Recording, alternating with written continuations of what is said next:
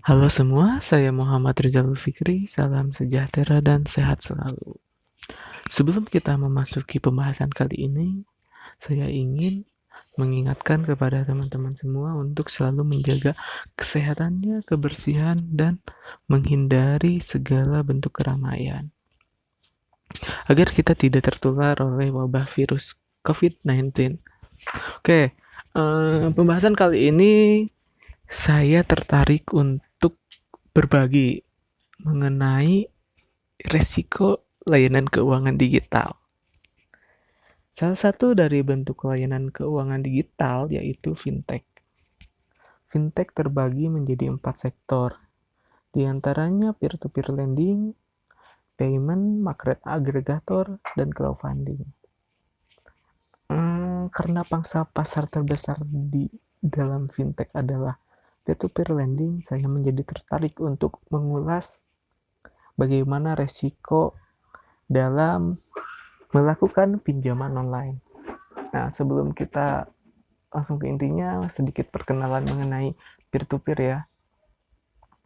Peer-to-peer merupakan uh, salah satu bentuk platform yang mempertemukan antara pemilik modal kepada peminjam.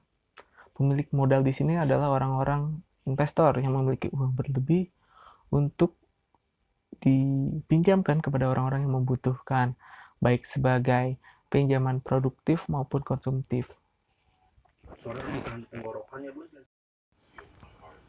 Salah satu aplikasi yang mungkin teman-teman kenal udah sering ada di iklan YouTube maupun televisi yaitu Kredivo. Nah, Kredivo merupakan salah satu platform fintech peer-to-peer lending yang menyediakan pinjaman dengan limit tertentu dan syarat tertentu, tapi pada umumnya syaratnya mudah. Namun, di antara aplikasi-aplikasi fintech, terdapat banyak aplikasi ilegal yang bekerja di sektor fintech. Aplikasi ilegal itu biasanya dapat diidentifikasi dari bentuk pengawasan, apakah sudah diawasi oleh OJK atau belum.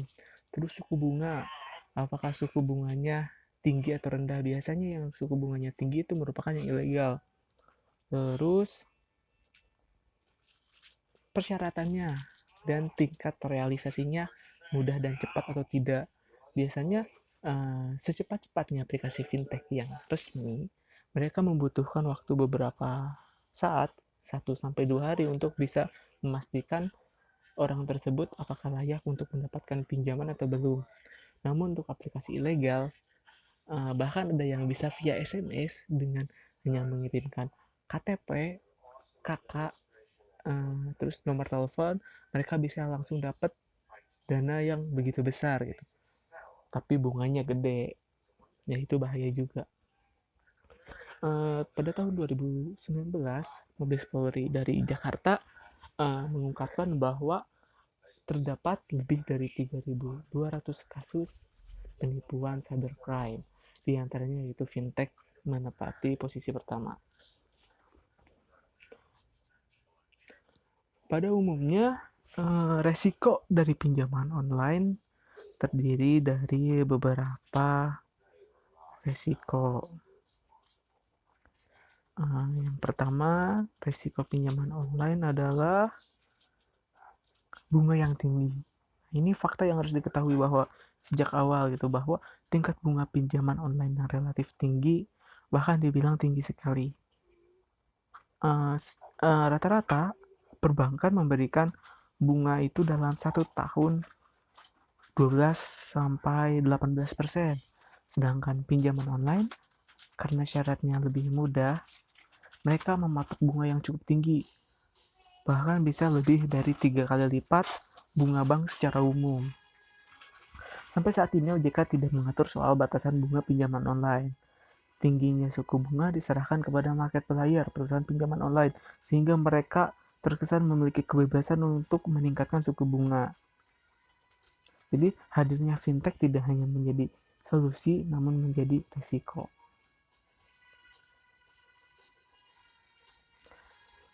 Hal ini sebenarnya dapat diminimalisir selama nasabah peminjam tahu dan dapat berhitung soal bunga yang harus dibayar. Seharusnya tidak menjadi masalah selagi masyarakat mampu, namun ketika mereka tidak mampu itu yang menjadi resikonya.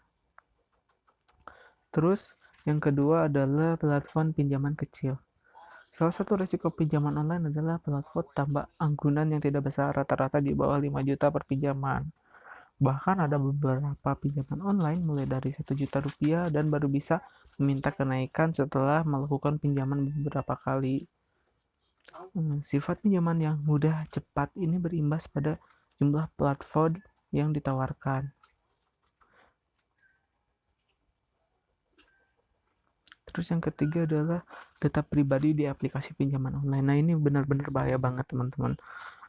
Data pribadi biasanya kita ketika mengajukan itu yang pertama diminta adalah data pribadi, nama ibu kandung, waktu gadis, KTP, KK, dan sebagainya. Nah, biasanya data pribadi ini digunakan oleh oknum penjahat nih untuk melakukan penipuan terhadap kita, seperti meminta kita untuk melakukan pembayaran di luar kesepakatan di aplikasi. Misalkan sebelumnya kita hanya boleh membayar di aplikasi Kredivo, tapi gara-gara penipu ini kita diminta membayar via transfer bank. Nah ini nih, uang yang harusnya sampai ke pihak peminjam online malah masuk ke rekening penjahat. Selain itu, beberapa perusahaan pinjaman online bahkan menjual data pribadi kita. Dan hal itu dijadikan dasar untuk proses penipuan teman-teman. Nah, ini sangat bahaya. Jadi apabila teman-teman benar-benar ingin melakukan pinjam online, tolong diperhatikan di data pribadinya. Terutama di perusahaan, apakah perusahaan itu terpercaya dan sudah diawasi OJK atau belum. Yang keempat itu adalah proses pengajuannya lama. Rata-rata orang yang meminjam melalui pinjaman online itu orang yang membutuhkan uang cepat. Mereka memiliki kewajiban yang harus dibayar 1 atau 2 hari paling lama, sedangkan proses pengajuannya lama karena pihak perusahaan itu pihak peminjam online melakukan analisis datanya tidak menggunakan AI, melainkan masih menggunakan metode manual dengan teknik-teknik tertentu. Untuk perusahaan seperti itu biasanya bisa memakan waktu sampai 3-5 hari, sehingga untuk calon-calon yang mau meminjam melalui pinjaman online, apabila mau meminjam, mungkin bisa dipersiapkan estimasi waktunya 3-5 hari. Terus yang kelima itu tidak bayar pinjaman online, penagih datang. Ini udah banyak sekali kasusnya di kita ya, sering banget diupload di IG, di Twitter dan sebagainya bahwa ada debt collector yang bahkan nembak driver Gojek gara-gara telat bayar utang. Nah itu salah satunya gara-gara pinjaman online juga. Ada yang bahkan rumahnya dijeruji besi, diteralis biar mereka nggak bisa keluar sampai kewajibannya dilunasi. Ini akan sangat berbahaya apabila menimpa seorang mahasiswa. Hal ini tentu akan menimbulkan masalah baik secara sosial maupun psikolog terhadap mahasiswa tersebut. Kebanyakan perusahaan-perusahaan fintech ilegal itu melakukan penagihan dengan cara mempermalukan nasabah agar mereka bisa segera membayar kewajibannya. Terus yang keenam itu adalah biaya administrasi penagihan. Beberapa aplikasi pinjaman online mematok administrasi penagihan tergolong wajar, yaitu 20-30 ribu. Nah, namun beberapa aplikasi yang ilegal biasanya biaya administrasinya sangat tinggi. Bahkan ada yang mencapai 200 ribu.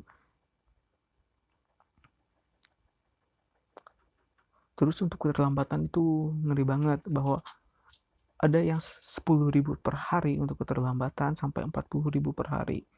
Ada yang mematok 50 ribu per minggu, tanpa batas maksimal. Terus pinjaman online belum terdaftar di OJK, ini benar-benar harus diperhatikan. Pokoknya teman-teman bisa lihat aplikasi-aplikasi apa yang sudah terdaftar di OJK yang aktif di bidang bisnis fintech. Nah, kalau aplikasi yang teman-teman mau gunakan ternyata tidak terdapat di data OJK, itu wajib teman-teman batalkan peminjaman tersebut. Jangan sampai dilanjutkan karena pastinya teman-teman bakal dirugikan oleh pemberi pinjaman tersebut. Terus ada investasi bodong juga. Nah, ini udah banyak banget ya, nggak usah dibahas. Banyak pengalaman-pengalaman orang-orang yang tidak nyaman ketika melakukan penagihan, bahkan ada yang dilecehkan juga, khususnya wanita. Oleh karena itu, dari seluruh faktor resiko yang mungkin terjadi ketika kita menggunakan pinjaman online, teman-teman sebaiknya bijak dalam menggunakan atau mengelola keuangan. Kalau bisa, jangan sampai menggunakan pinjaman online, karena walaupun pinjaman online membantu secara logis, bunganya itu nggak masuk akal, tinggi banget. Lebih baik minjam di bank walaupun prosesnya lama. Tapi jika teman-teman butuh uang banget dengan kewajiban yang mendesak, teman-teman bisa menggunakan layanan pinjaman online dengan syarat bahwa perusahaan tersebut telah diawasi oleh OJK dan teman-teman bisa menghitung suku bunga yang diberikan oleh peminjaman tersebut. Bila teman-teman bisa mengatasi hal itu semua, mungkin pinjaman online menjadi aman untuk teman-teman. Segitu hal yang bisa saya sampaikan mengenai resiko dalam pinjaman online di peer-to-peer lending. Mohon maaf apabila ada kesalahan kata, semoga ini bermanfaat. Kritik dan saran saya sangat harapkan. Terima kasih. Wassalamualaikum warahmatullahi wabarakatuh.